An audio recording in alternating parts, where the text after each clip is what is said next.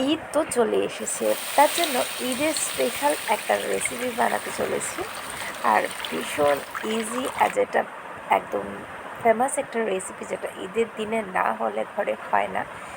তো ভিডিওটা শুরু করছি। তার আগে একটু বলে দিই, ভিডিওটা যদি ভালো লেগে থাকে আমার চ্যানেলটাকে সাবস্ক্রাইব করবে, ভিডিওটা একটু লাইক করে দিও, শেয়ার করে দিও। তো আমি শুরু করছি ভিডিওটা।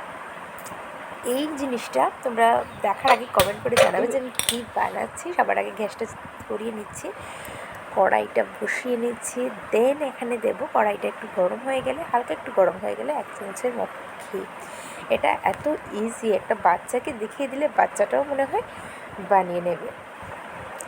1.5 চামচের মতো ঘি দিয়েছি। দেন একটু কাজু আর একটু কাঠবাদাম ছিল ঘরে, তো ওই সব কিছু আমি একটু ভেজে নিয়েছি। তো এইগুলি এইভাবে ঘিতে ভাজলে খুব সুন্দর একটা ফ্লেভার আসে আর ক্রিস্পি হয়, তার জন্যই ভাজা।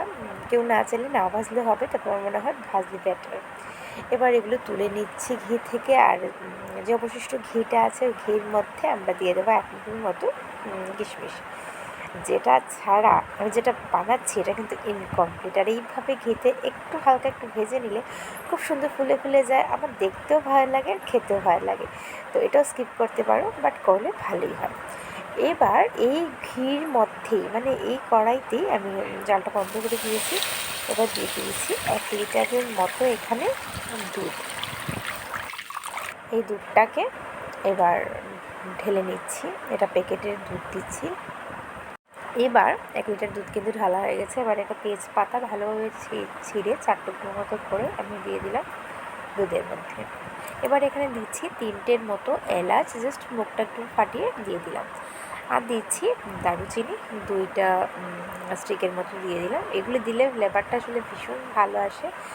এবার একদম ফ্লেমটা বাড়িয়ে দিয়ে আমরা অপেক্ষা করব। তার আগে কিন্তু একটু সব কিছুকে একটু মিশিয়ে নিচ্ছি, যাতে তেজপাতা, এলাচ, দারুচিনি সব কিছুর ফ্লেভারটা খুব ভালোভাবে দুধের মধ্যে চলে আসে।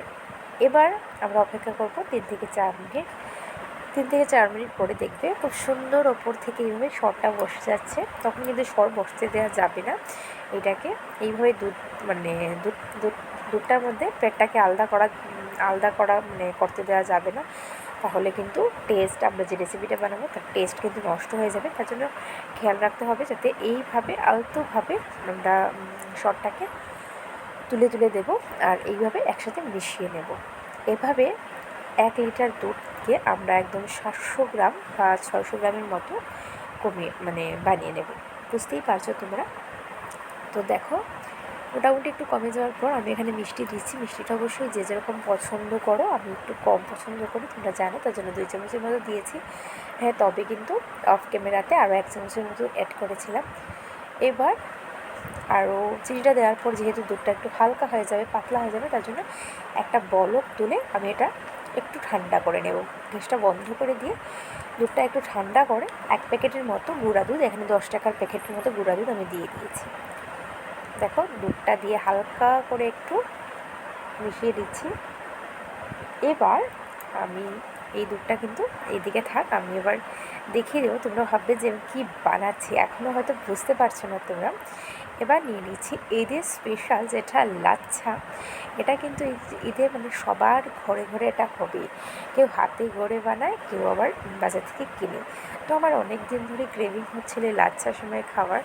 তো চলেই যখন আসলো ঘরে, তো ভাবলাম একটা ছোটো ভিডিও বানাই, ঈদ স্পেশাল একটা ভিডিও হয়ে যাবে। এবার এই ঠান্ডা দুধের মধ্যে আমি যতটুকু পরিমাণ মতো, মানে 1 থেকে 1.5 কাপের মতো এখানে লাচ্ছাটা দিয়ে দিচ্ছি। আর এগুলো যেহেতু আগে থেকে ভাজা থাকে, তার জন্য এক্সট্রা আর কিন্তু ভাজতে হয় না। তবুও চাইলে তোমরা ভাজতে পারো, তবে মনে হয় এটা এত ক্রিস্পি থাকে, না ভাজলেও ভালোই লাগে। আর মাপটা আসলে তোমরা বুঝে যাবে, কারণ এটা অন্য সিমইয়ের মতো না। ওটা কিন্তু মানে দিলে তোমরা বুঝবে যে এটা কতটুকু দুধের মধ্যে কতটুকু সিমই লাগবে, দিতে দিতে তোমরা বুঝে যাবে। তো আমি এইভাবে দিচ্ছি আর মেশাচ্ছি।